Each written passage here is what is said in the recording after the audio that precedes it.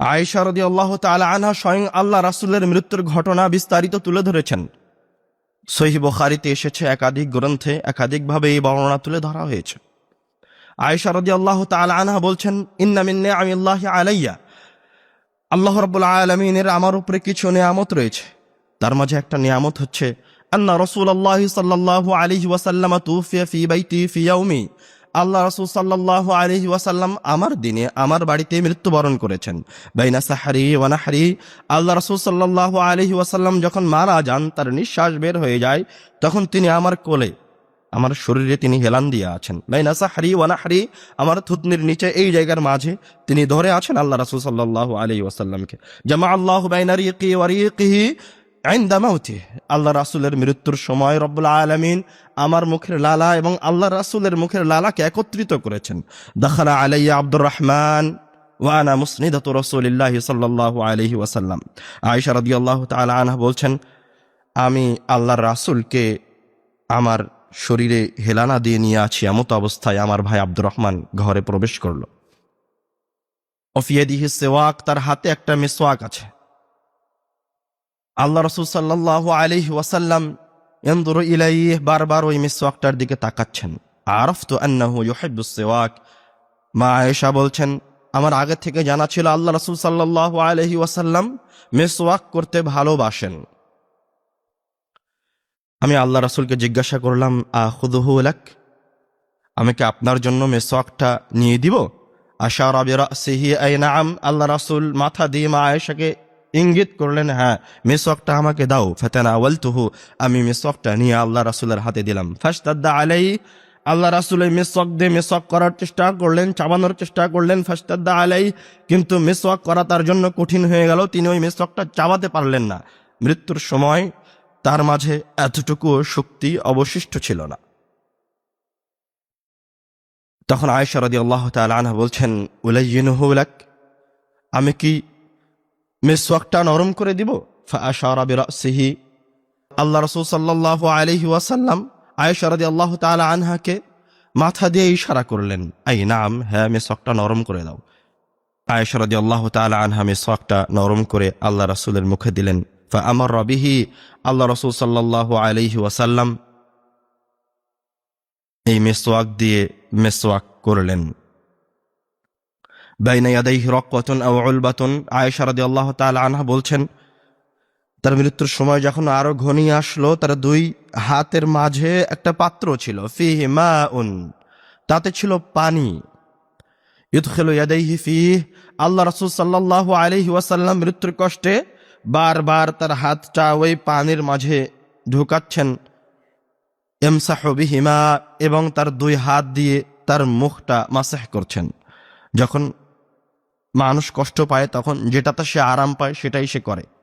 আল্লাহ রাসূল সাল্লাল্লাহু আলাইহি ওয়াসাল্লাম হয়তোবা বারবার এই পানি দিয়ে মুখটা মুছে আরাম পাচ্ছিলেন, এই জন্য তিনি এটা করছিলেন।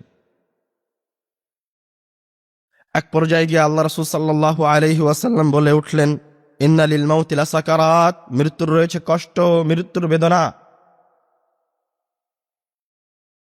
আর এক হাদিসে এসেছে, আল্লাহ রাসূল সাল্লাল্লাহু আলাইহি ওয়াসাল্লাম তার রবকে ফরিয়াদ করে বললেন তার মৃত্যুর সময়, আল্লাহুম্মা আইন্নি ফি সাকারাতিল মাউতি ওয়া গামারাতি, হে আল্লাহ আপনি আমাকে সাহায্য করুন, সহযোগিতা করুন, ফি সাকারাতিল মাউতি ওয়া গামারাতি, এই মৃত্যুর কষ্টের সময়, এই মৃত্যুর বেদনার সময়, এই মৃত্যুর যন্ত্রণার সময়।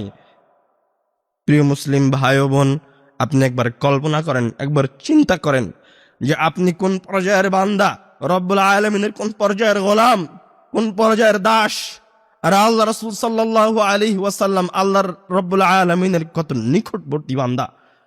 তার মৃত্যুর কষ্ট সহ্য করতে না পেরে তিনি তার রবের কাছে ফরিয়াদ করছেন, আল্লাহুম্মা, হে আমার রব, আইন্নি, আমাকে সহযোগিতা করুন, ফি সাকারাতিল মাউতি ওয়া গামারাতি, এই মৃত্যুর কষ্টের সময়, এই মৃত্যুর যন্ত্রণার সময়।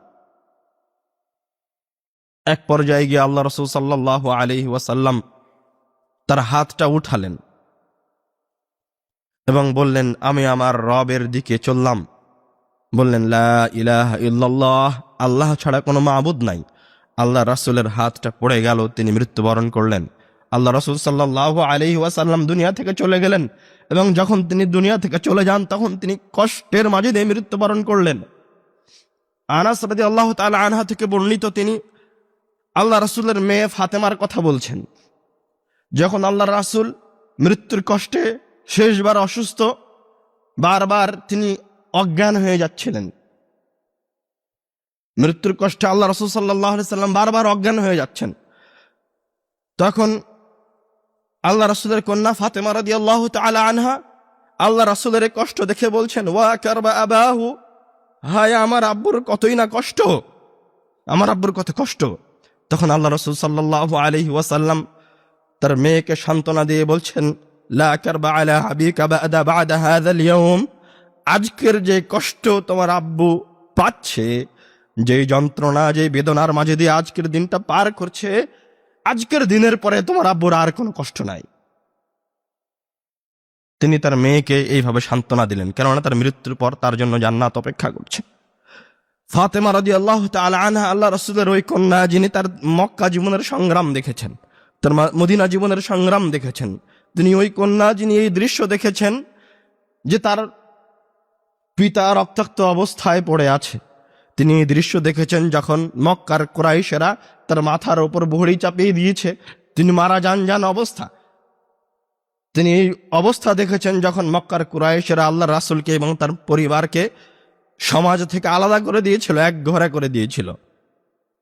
তিনি আল্লাহ রাসূল সাল্লাল্লাহু আলাইহি ওয়াসাল্লামের সংগ্রামী জীবনের সাথে, কষ্টদায়ক জীবনের সাথে পরিচিত ছিলেন। তো তার পিতার জীবনের সূচনা থেকে, নবুয়ত থেকে মৃত্যু পর্যন্ত শুধু কষ্টের উপর দিয়ে পার হয়েছে, শুধু সংগ্রামের উপর দিয়ে পার হয়েছে। ওই জন্য তিনি তার মেয়েকে বলছেন যে আজকের পরে তোমার আব্বুর আর কোনো কষ্ট নাই, আজকের পরে তোমার আব্বুর জন্য জান্নাত অপেক্ষা করছে। ফাতেমা রাদিয়াল্লাহু তাআলা আনহা যখন আল্লাহ রাসূলকে মাটি দিয়ে আসা হলো, তখন সাহাবীদেরকে জিজ্ঞাসা করছেন, আনাস রাদিয়াল্লাহু তাআলা আনহুকে জিজ্ঞাসা করছেন, তোমাদের অন্তর এটা কিভাবে মেনে নিল? তাবাত আনফুসুকুম, তোমাদের অন্তর কিভাবে এটা সহ্য করতে পারলো যে তোমরা আল্লাহর রাসূলকে ওই কবরে ঢুকিয়ে তার উপর মাটি চাপিয়ে দিলা? তোমরা তার নির্দেশে যে কোনো জায়গায় মৃত্যুর মুখে ঝাঁপিয়ে পড়তে, তার নির্দেশের আগে তোমরা তার আনুগত্য করতে, এইরকম মহান মানুষকে তোমরা মাটি চাপা দিয়ে চলে আসলে, তোমাদের অন্তর এটা কিভাবে মেনে নিয়েছে? আল্লাহ রাসূলকে তার সাহাবা ইকরামগণ যত ভালোবাসতেন, পৃথিবীর মাটিতে কোনো মানুষ অন্য কোনো মানুষকে এতটা ভালোবাসতে পারবে না। আল্লাহ রাসূল সাল্লাল্লাহু আলাইহি ওয়াসাল্লাম রব্বুল আলামিনের যতটা নিকটবর্তী বান্দা ছিল, পৃথিবীর মাটিতে এরকম কোনো নিকটবর্তী বান্দা আসবে না, এরকম পরহেজগার বান্দা আসবে না।